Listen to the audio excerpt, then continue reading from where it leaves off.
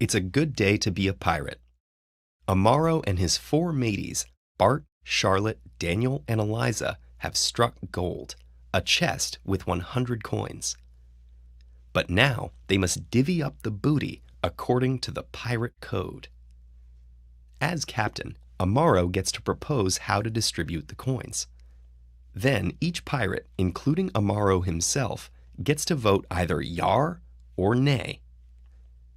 If the vote passes, or if there's a tie, the coins are divided according to plan. But if the majority votes nay, Amaro must walk the plank, and Bart becomes captain. Then Bart gets to propose a new distribution, and all remaining pirates vote again. If his plan is rejected, he walks the plank too, and Charlotte takes his place. This process repeats, with the captain's hat moving to Daniel and then Eliza until either a proposal is accepted or there's only one pirate left. Naturally, each pirate wants to stay alive while getting as much gold as possible. But being pirates, none of them trust each other, so they can't collaborate in advance. And being bloodthirsty pirates, if anyone thinks they'll end up with the same amount of gold either way, they'll vote to make the captain walk the plank, just for fun. Finally, each pirate is excellent at logical deduction and knows that the others are too. What distribution should Amaro propose to make sure he lives?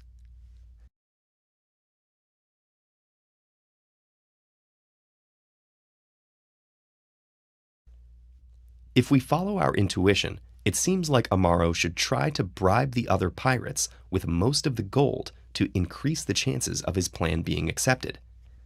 But it turns out he can do much better than that. Why? Like we said, the pirates all know each other to be top-notch logicians. So when each votes, they won't just be thinking about the current proposal, but about all possible outcomes down the line. And because the rank order is known in advance, each can accurately predict how the others would vote in any situation and adjust their own votes accordingly. Because Eliza's last, she has the most outcomes to consider, so let's start by following her thought process. She'd reason this out by working backwards from the last possible scenario, with only her and Daniel remaining. Daniel would obviously propose to keep all the gold, and Eliza's one vote would not be enough to override him, so Eliza wants to avoid this situation at all costs. Now we move to the previous decision point, with 3 pirates left and Charlotte making the proposal. Everyone knows that if she's outvoted, the decision moves to Daniel, who will then get all the gold while Eliza gets nothing. So to secure Eliza's vote, Charlotte only needs to offer her slightly more than nothing, 1 coin. Since this ensures her support, Charlotte doesn't need to offer Daniel anything at all. What if there are 4 pirates? As captain, Bart would still only need 1 other vote for his plan to pass. He knows that Daniel wouldn't want the decision to pass to Charlotte, so he would offer Daniel 1 coin for his support, with nothing for Charlotte or Eliza.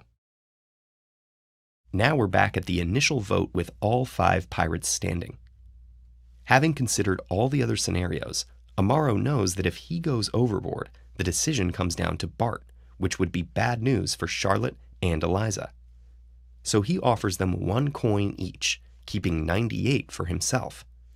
Bart and Daniel vote nay, but Charlotte and Eliza grudgingly vote yar, knowing that the alternative would be worse for them. The pirate game involves some interesting concepts from game theory. One is the concept of common knowledge, where each person is aware of what the others know and uses this to predict their reasoning.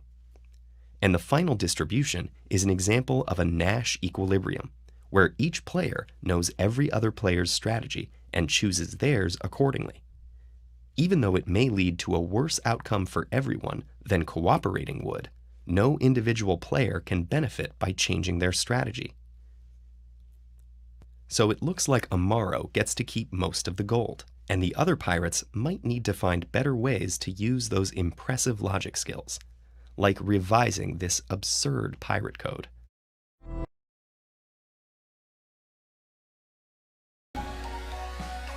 While changing a tire, a motorist accidentally dropped all 4 wheel nuts into the sewer grate.